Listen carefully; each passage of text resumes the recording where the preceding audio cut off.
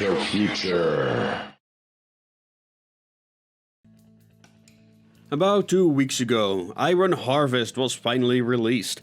A new real-time strategy game with giant robots that takes place in an alternate World War I scenario.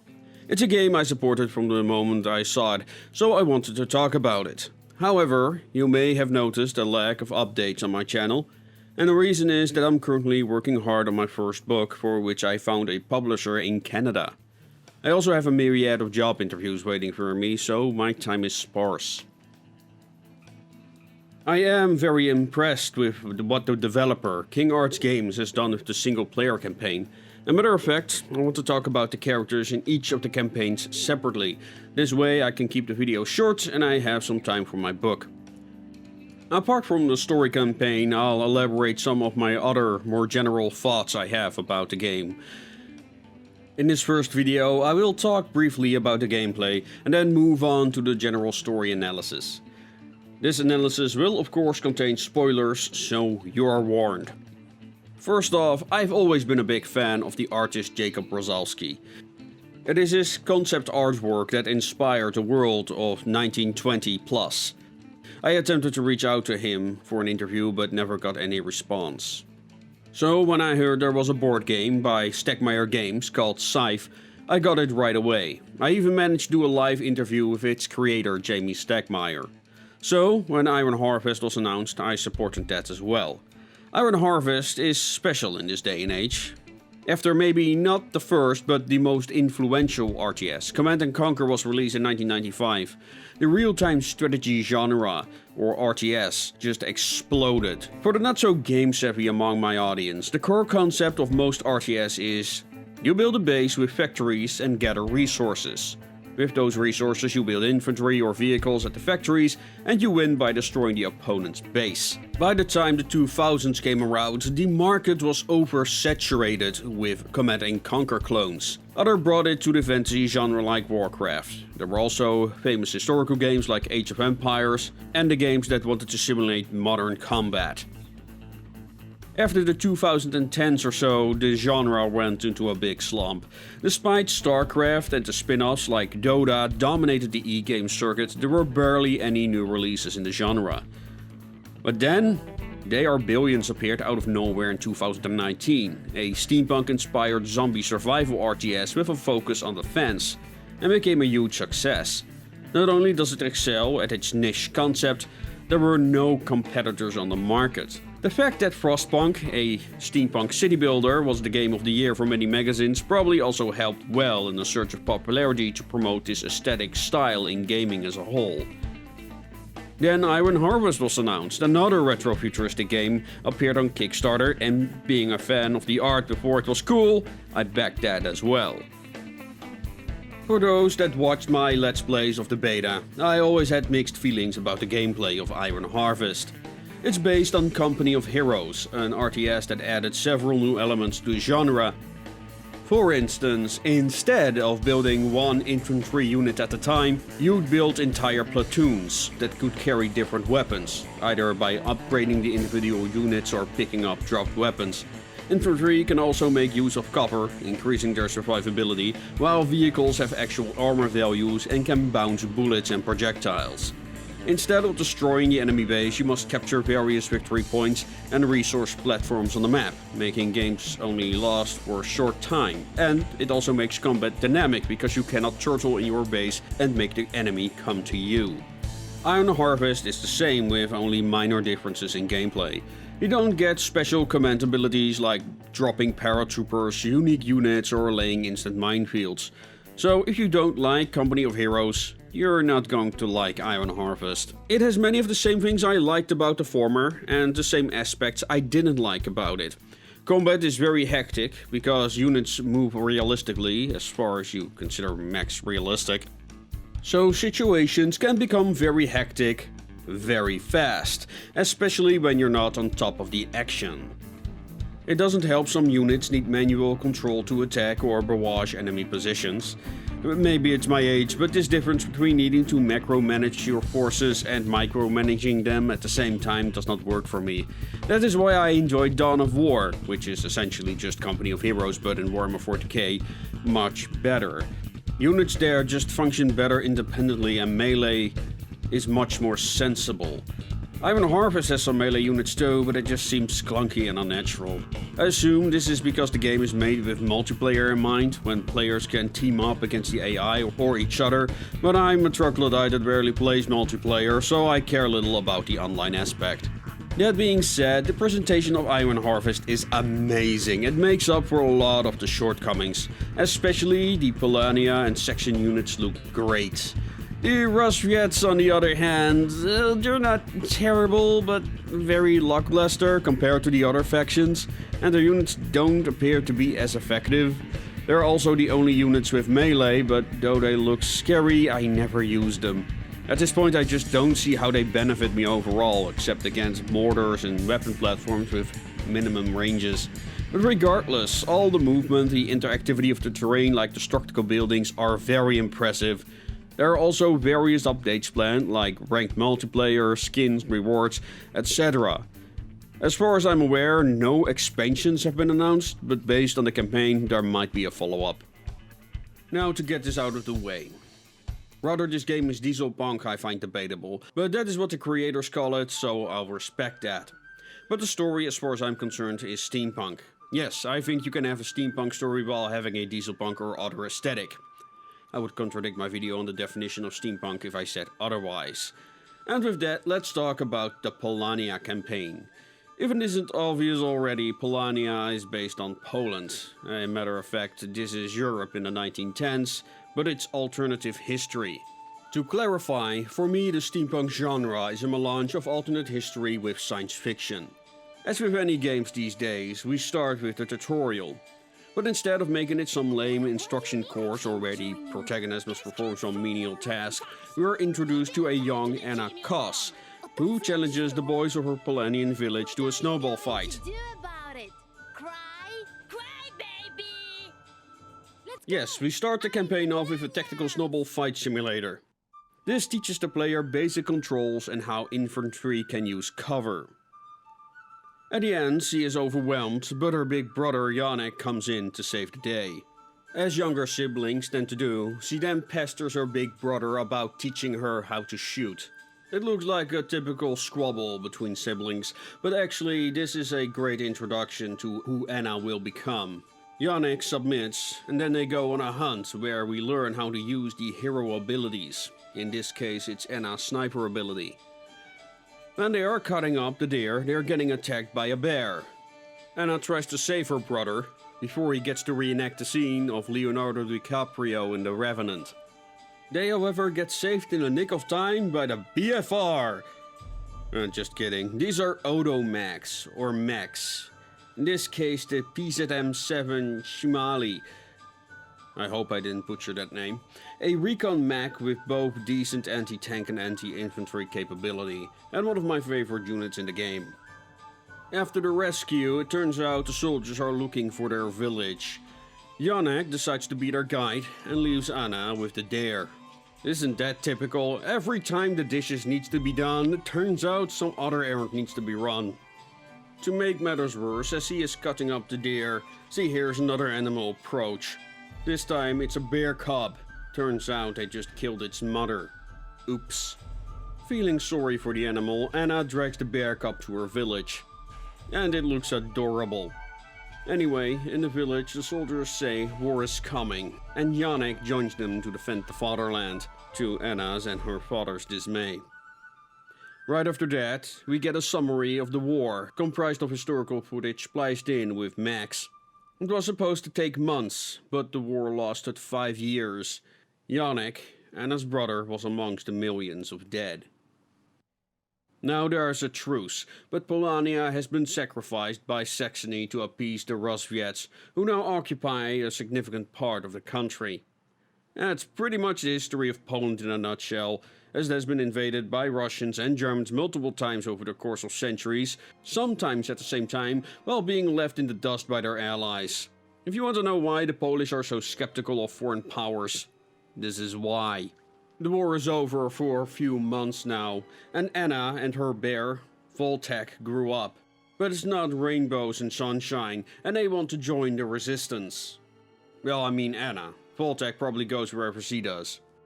The resistance is led by her uncle, Lech Kos.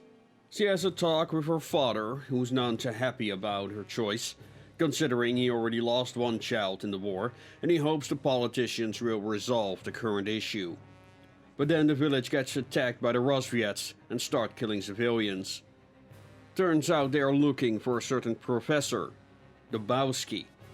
But no villager ever heard of him, so the Rosviets keep on killing people until somebody gives them the answer they want to hear. Anna and Voltek, together with some militiamen, try to help as many people as they can, drawing blood for the first time. When she finally finds her father again, he then decides to create a distraction to lead the Rosviets away. He does so by claiming to be the Professor Dabowski they're looking for, and does so rather convincingly. Did that guy just punch a robot? After they save more villagers, and some resistance fighters that were trapped in the village, they find their father again. But they get attacked by a new mech. This one belongs to an officer named Zubov, one of the main villains in the story. Anna gets knocked down during this attack, and her father is taken prisoner. It turns out Pyotr was indeed the Professor Dabowski they were looking for. When she wakes up, Anna is exiled from her village, because many believe her family is responsible for the assault. But then she meets up with the resistance fighters that she met earlier. Most of their band have been captured, however, but Anna convinces them to free their comrades, hoping that her father will be among them. They succeed, but they are then surrounded at the train station by the Rosviets, again led by Zubov. But instead of mustache twirling, he taunts the defenders with Pyotr's prosthetic arm that he severed. The battle seems hopeless, but then help arrives. It's the Polanian resistance force led by her uncle Lech. Lech and Zubov duel for a moment, but then Zubov uses his jets on his mech to escape. After the battle, Anna finds her father, but he quickly dies due to his injuries. Her uncle then explains that it's true. Her father used to work with none other than Nikola Tesla. Dum dum dum. You see, Tesla was the inventor of the Ono machines in this world. Zubov wants access to a place called the Factory, and he believes that her father knew how to get in, together with another inventor, Heinrich Steinmetz, who might be in the besieged city of Kolno. It just so happened that Lech was trying to get to Kolno to deliver supplies to the starving population, so Anna decides to help. They manage to capture an armored train, and then they are underway. En route on the train, Lech explains his motivations to Anna. In his view, the government's approach is weak. While appealing to the kindness of the Rosviets to please leave the country, they don't care about the people that are suffering in the occupied territories. The only way for the Rosviets to be expelled, in his opinion, is for all Polanians to rise up in arms, because you can't oppress a population that resists you at every turn. But the Polanians need hope, and Anna has become a kind of symbol for the resistance, the Polanian Joan of Arc. And that's what this mission is about. Bringing the people hope. They finally make it to the outskirts of Kolno, but there they are approached by an envoy of the Polanian government. Michael Skierowski, a cavalry officer, tells Lech to stop because he's endangering the truce. Now the city is just under embargo, but if this continues, the Rosviets might retaliate with force, destroying the city. Lech responds to this as well as could be expected, but Anna intervenes, trying to be the voice of reason and compassion. This convinces Skierowski to let him carry on, but he does so with reservations. Lech also isn't all too pleased with what Anna did, and reprimands her for putting his command into question. Despite their argument, they successfully break the blockade and deliver the food to Kolno. However, food is not the only thing that Lech's men are unloading. Turns out Lech intended to inspire an armed uprising. He expects that if Kolno resists, other cities might follow their example. While Anna intended to bring hope to the city, Lech wanted to bring hope to the country, sacrificing the city in the process. As a matter of fact, it is suggested he intended to sacrifice her as well. I mean, Joan of Arc didn't become as famous as he did by dying of old age. But before he gets to do anything, she knocks him out. Considering how often she has been saved at this point, it was about time she did so herself. At that very moment there's this elderly gentleman in the alley, intending to do the same. I mean, knocking out her uncle. He introduces himself as Heinrich Steinmetz. He's a former colleague of her father at the factory. During the Battle of Kolno, instead of driving the Rosviets out, Anna and her supporters intend on saving as many people as they can with the help of Steinmetz, who claims to have a way to do so. Once he saves as many people, Steinmetz launches his Zeppelin he was working on. But there's a problem. Rosviet guns can blow it from the sky. So Anna and her volunteers stay behind to take out the guns so the Zeppelin can get away. And when they're going after the last gun, Zubov ambushes her party and the Zeppelin gets shot down anyway. Then we get more mustache twirling by Zubov, who in Evil Genius fashion explains what just happened. Now you can already guess this was all going according to plan. Yeah, like they wanted to start the war again, and Lech provided them with all the motivation the Rosviets needed. And you would be correct. Except it wasn't the Rosviets' plan. It turns out the Tsar was tired of the situation as the next guy. Instead, it was all the plan of a secret organization called Fenrir. Fenris. Right, fine. Regardless, this secret organization is named after the wolf of Norse mythology, a creature so powerful it even intimidated the gods. Because they were afraid, the gods tried to shackle the beast, but it kept breaking free. Finally, the god Tyr managed to bind it using dwarven chains, but not without sacrificing his hand doing so. But by the time Ragnarok happened, Fenrir broke free, went on a rampage, and nearly devoured the world until he was slain. Zubov claims to work for them, and it is they who want to enter the factory. Lech, of course, did not respond well to this, and gets shot. Zubov intended to shoot Anna too, but then... Nobody expects the Spanish Inquisition! Yeah, you didn't expect that, did ya? Yeah, you were expecting some meme about flying horses exploring the mountains around Vienna. But not today, buddy. We only do original ideas here. Sikowski and his cavalry charge in to save the day. In the earlier scene, Anna's words convinced him to intervene and send Zubov running. Again. But Zubov got what he wanted. An excuse for the Rosviets to crack down on Polania. And this time without Saxony having any justification to partake. And his other goal, Professor Steinmetz himself. Anna and Sikowski give chase. But instead of Zubov, they encounter this monstrosity. Who are you? Worse yet, Who are you? the man inside the suit Hello, butterfly. turns out to be her dead brother. This is the start of the Rosviet campaign, where we learn about Janek and his relationship with Zubov and Fenris. The Polania campaign was Anna's story. And I must say I needed to warm up to her. Her character is depicted in very nuanced ways, but before the final analysis, let's talk a bit about some of the minor characters. Her father, Piotr Dybowski, might be inspired by the Polish scientist Benedict Dybowski. He studied sea life, however in 1864 he was imprisoned in Siberia for partaking in the Polish January uprising. This happened during the time the Polish kingdom and it was a vassal state of the Russian Empire. A nationalist uprising attempted to restore the Polish-Lithuanian Commonwealth, but was brutally repressed by the Russians. After his sentence, he became a medical doctor and continued his zoological studies until he died on the age of 92. Piotr's mechanical hand might be a reference to the Fenrir legend, in which Tyr sacrificed his hand to trick the wolf and shackle it. In this version, the hand might be to unlock Tesla's factory for Fenrir, unshackling its power. As a character, Pyotr and Lech are two sides of the same coin. Pyotr prioritizes caution, where Lech prefers direct action. Anna has qualities of both. She's a pacifist, but believes in self-defense. Her brother Yannick is also protective, which is difficult when you have a sister like Anna. Why Anna works is that she is willing to fight for what she believes in and will not back down. Even if it means fighting seemingly hopeless battles in which she is outnumbered 40-1.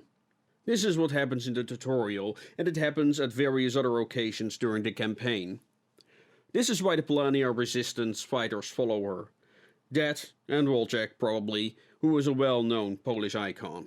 Yes, Private Wojciech the Battle Bear is a real historical animal, with a love of drinking, coughing and eating cigarettes. He was in an artillery company, so he didn't get to maul any enemy soldiers. Anyway, Anna leads by example, even when surrounded. She would stay with her men to the bitter end. Yannick probably recognized this in his younger sister and learned her to shoot before he left for the war. If trouble didn't find her, she would find it. She's a person who's looking for a cause to fight for, but is self-reliant enough to make a case for her own convictions. This is why she talks about her Uncle Lech so much. He is like her, a man of action who tells the people to resist. This is what made him draw Anna to him, but there is one major difference between the two. Anna would never ask people to die for her cause. She tells them to stand up and do the right thing, defend your homes, your friends, your family, but she would never tell them to go out and die for some ideals that might lead to a possible better future. Unlike her uncle, who was willing to sacrifice Kolno, his soldiers and himself in the hope it would spark a major insurrection. Maybe. To him, the ends justify the means. To Anna, it would not. Lech knew that. That is why he lied to her about his intentions. All he wanted her to do was to give his troops the motivations to fight their way to Kolno. What would happen after that didn't matter. This is probably why he lost his shit when Anna contradicted him in front of Sakowski. Because he could make the resistance see it her way and endanger his intentions. Next time I'll analyze the Rosviet story campaign, where some of these themes are continued. But I'll end the first video on this. The story of Iron Harvest is way better than it deserves to be. Stories and RTS are not uncommon, but often they are there to motivate why battles are happening. Even if Warcraft's 3 story was good, it still contained many of the typical fantasy cliches, like good characters becoming evil or getting seduced by demons, and finding this or that magic item. Iron Harvest is completely character driven, and also gives lines to individual soldiers who are either arguing or supporting the main characters that gives the world the much needed immersion, and stops Anna from coming across as a Mary Sue. It's also chock full of historical references, which I will explore in the next videos. I hope you enjoyed this short video. I'm not sure when I get around to the next one because of my writing and my ongoing job hunt. On request, I also created merch on Teespring, like a shirt with some of our logos and a poster I recently designed. Your purchase will greatly help the show. If you have ideas for other designs, please leave your suggestions. And with that, ladies and gentlemen, as always, make things your way. Make things your way.